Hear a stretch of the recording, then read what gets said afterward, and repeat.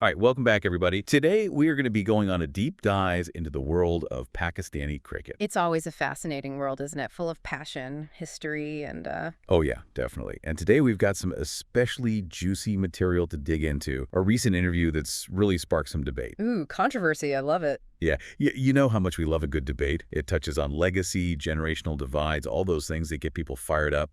Like, what does it really mean to achieve greatness in sports? It's a question that goes way beyond cricket, It gets to the heart of how we measure success, not just in sports, but in anything. Right. And the interview we're talking about features Mohammad Hafiz. Oh, a fantastic all-rounder. Played for Pakistan for years. Yeah, and he really got people talking when he suggested that those star-studded Pakistani teams of the 1990s, even with all their individual brilliance, well, they kind of fell short because they never snagged a major ICC trophy. Interesting. For those who might not be super familiar with cricket, the ICC is like the big boss of cricket, the International Cricket Council. And those trophies, those are like the ultimate prize on the world stage. Exactly. It's like the World Series, the Super Bowl, all rolled into one for cricket fans. I see. So Hafiz is saying that without that top trophy, their legacy is what? Incomplete? That seems to be his point, yeah. And he even specifically pointed to some World Cup years, 96, 99, 2003. Oof, those were some heartbreakers, weren't they? Oh yeah, Pakistan came so close, but just couldn't quite seal the deal. And Hafiz actually said that the 99 World Cup loss was quite heavy. I can only imagine the weight of those expectations, the whole nation hoping for a win. Definitely. To really understand how big of a deal this was, we need to think about what was going on in Pakistan back then. Right. The late 90s were, well, they were a turbulent time for Pakistan. Politically, in terms of cricket, there's a lot going on, and there's this immense pressure for the team to deliver on the world stage. And when they didn't, it really left a mark. Yeah, that 1999 World Cup loss, it really hit hard. It kind of created this feeling of what if that stuck around for years. It really makes you think about how much those outside pressures, those historical circumstances, can shape how we see a team. Right? Absolutely. It's all part of the story. Yeah. But, to play devil's advocate for a second, were those 90s teams really underachievers? I mean, looking at their record, they were consistently ranked among the top teams globally. They dominated in those head-to-head clashes with other nations, the bilateral series. That's a really good point. Maybe underachievers is a bit too harsh. Yeah, maybe. But it definitely highlights how we can measure success in different ways. Totally. And Hafiz himself actually gave a contrasting example. He talked about Pakistan's later victories, the 2009 T20 World Cup and the 2017 Champions Trophy. It's almost like he's suggesting those wins had a different kind of impact. Right, because they actually got to hold the trophy, right? Like a tangible symbol of success. Exactly. And it maybe gave a new generation of Pakistani cricketers something concrete to aim for. But it does set up this tension, between being super talented and actually winning the big one. It's like Hafiz is saying, look, inspiration is great, but you got to bring home the hardware. Right. And this is where things get even more interesting, because this wasn't just Hafiz's perspective fueling this whole debate. The interview also had some other big names in Pakistani cricket: Shoaib Akhtar, Shoaib Malik, and Sanamir. And when they joined in, the tone of the conversation shifted. Oh, really? How so? Well, it went from this serious discussion about legacy and achievements to, well, something a bit more lighthearted. Lots of banter, that kind of friendly ribbing you see between legendary athletes who have a shared history. Like a family reunion, but with cricket legends. Exactly. It's like they were having a friendly cross-generational debate, still respecting each other, but not afraid to playfully push back and have some fun. Gotta love that. So what did these other players say? Did they agree with Hafiz? Well, Akhtar, being Akhtar, jumped in with his usual boldness.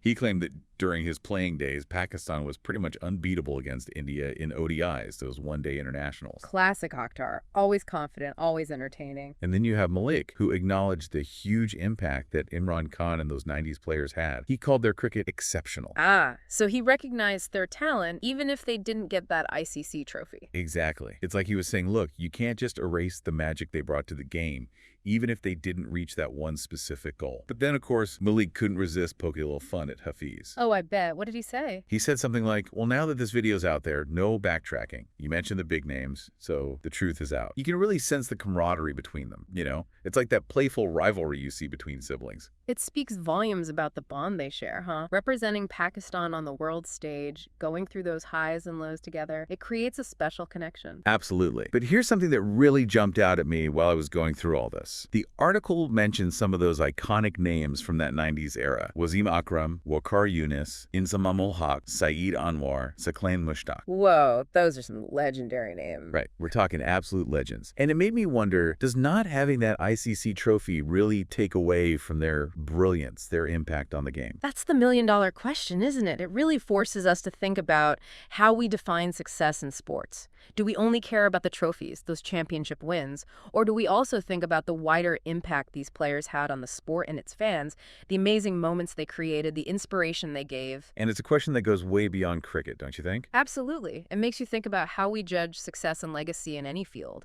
And that's something we're going to explore even more as we keep going with this deep dive. I'm excited to hear your thoughts, but first let's talk about something else that came up in the article, something that hints at a possible generational gap in Pakistani cricket. Yeah, it's like maybe Hafiz, even though he obviously respects those older players, he's looking at success kind of differently. Right, through a newer lens. Yeah, and it could be because the whole landscape of cricket has changed, you know? Maybe those expectations are different for his generation. It's fascinating, right? We've got these two different perspectives on what it means to really make your mark on the sport. The 90s guys, they were dominant in a time when those bilateral series were huge. And now you've got this later generation, guys who grew up in a world where those ICC trophies have become even more important. And we can't forget how much cricket itself has transformed over the years. True. I mean, think about it. New formats like T20 have popped up. The whole global scene has shifted, and the pressure on these players, it's got to be intense. It's like comparing apples and oranges sometimes, you know? The whole context these teams played in, what they saw as success, it was different back then. So those 90s teams, they're being judged by today's standards. In a way, yeah. It's just a natural evolution, you know? Like, the later generations, they've grown up with this different set of expectations. Okay, but here's a question for you. Imagine we could sit down with those 90s legends, Wasim, Waqar, Inzamam, all of them. How do you think they'd react to Hafiz's take? That's a good one. I think they definitely get the appeal of winning those ICC trophies, no doubt. Right. But they might also point out how things were different back then. You know, those bilateral series, those were seriously intense battles, especially against rivals like India. Oh, for sure. Those matches were legendary. And winning those, it meant something huge. So they might bring up their consistency in those series, their individual achievements, how they inspired a whole generation of Pakistani cricketers. Plus, I bet they'd have some incredible stories from those days. Oh, absolutely. Stories about those on-field battles, the rivalries, the close calls, all those moments of pure magic that left the fans stunned. And those stories, those memories, those are part of their legacy too, right? For sure. It's not just about the trophies. It's about the impact they had on the whole sport, the culture, how the nation remembers them. You know, it's a good reminder that sports aren't just about winning and losing. Yeah, it's much bigger than that. They're about the emotions, the stories that become part of our lives, the heroes they create, that sense of shared experience. It's about those moments that stick with you, even after the game is over. The memories, the conversations with friends and family, those iconic plays, those nail-biting finishes. And how sports can bring people together, you know? Doesn't matter where you're from, what language you speak, everyone's cheering together. Exactly. So we've looked at Hafiz's point of view, thought about how the 90s players might respond, and even dug into how he defines success in sports.